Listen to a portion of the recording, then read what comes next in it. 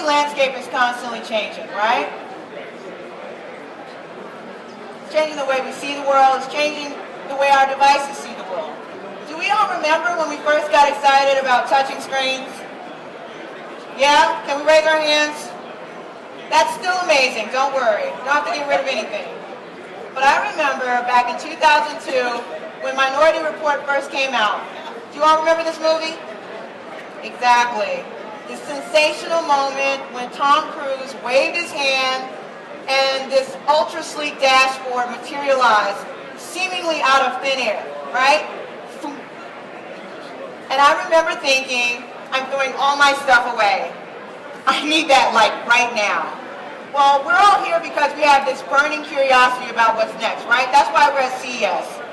And our reality is starting to catch up with our imagination, isn't it? Are we feeling that? So you guys have probably heard a little bit about 2-in-1s, but what you may not know is there's 2-in-1s with new capabilities that are going to change the way that you're interacting with your devices. You see, you've got two eyes, you see and perceive height, width, and depth, right? But your computers have been under the impression that the world is flat. Intel is changing that. So, how many of us know someone that talks with their hands? Of course. How many of us talk with our hands? Exactly. Well, you guys, I mean, this is exciting stuff because we throw around game changing, right? But here's what's funny. We're actually changing the way you game. We're not just throwing this term around. Intel-inspired devices are here. They're not coming. Intel-inspired devices with 3D depth sensing cameras are here for more natural, intuitive experiences, devices that are going to help you truly immerse yourselves into your digital environments. So you know what? I'm not going to bore you anymore. We're going to go ahead and do something fun. I've heard, a wise person once told me, all great things start with play, so that's what we're going to do.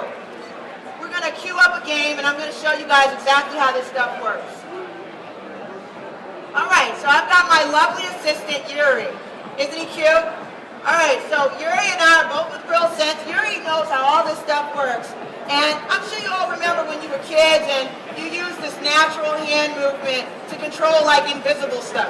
If you're a girl, I don't know, maybe it was a fairy. You're a guy, it was probably an airplane.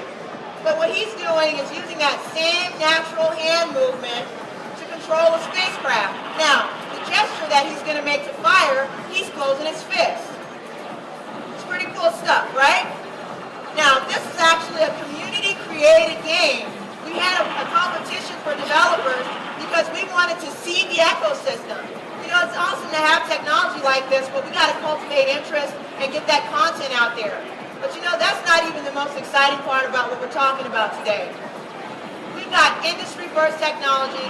Right up here, we have a 2-in-1 with an integrated depth module. So you probably notice up there that he's got a peripheral attached to the screen, right? Well, we're going to be shipping 2-in-1s where that depth module, that 3D depth sensing camera is going to be integrated. You need to clap your hands if you think that's cool. You need to be clapping because it's not me up here. This is the Real Sense team that's bringing that technology to you. So he's going to pull up another example. One of the content creators, his name is Shinsaki, I think. He's here, so you can see him a little bit later. This is absolutely amazing. It's called Kagura. Now, you guys, have any of you bought for your kids like those annoying beat makers, right? They keep you up all night, Christmas Day. It's similar, but it's way cooler. So it's called Kagura, and what it allows you to do is make beats, except you're using those same natural hand gestures that you use when you're dancing. Yuri is gonna dance. We talked about it. It's going down. Are we ready?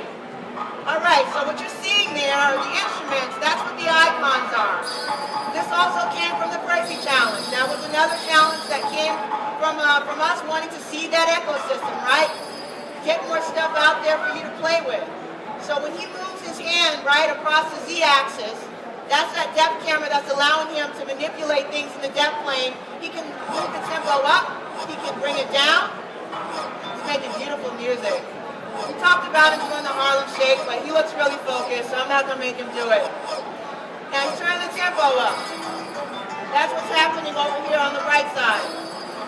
Those two towers, those also allow him to create sound. Now that's not it, guys, so we're going to up the ante. Yuri's got something else he's going to show you. So remember a little bit earlier I talked about bringing your physical world into your digital world, right? Well, he's got more industry-first technology. Now he's got a tablet that's got an integrated depth module. So Yuri, why don't you tell them about what you're doing over there? So what I got here is something very similar to what my bedroom used to look like when I was a child. Bunch of clothing. All of it is clean in this case. But what we're doing here is actually creating a map of all of this clothing in 3D. And this is what it looks like to the tablet in 2D. What I can do now is I can actually land my little robot right in between all of that clothing.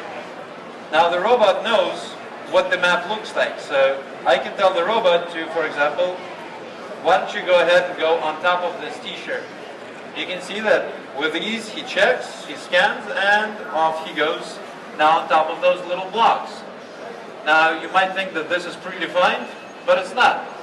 Dear Phil is going to just randomly ruin my beautiful landscape, but we're going to go ahead and rescan it.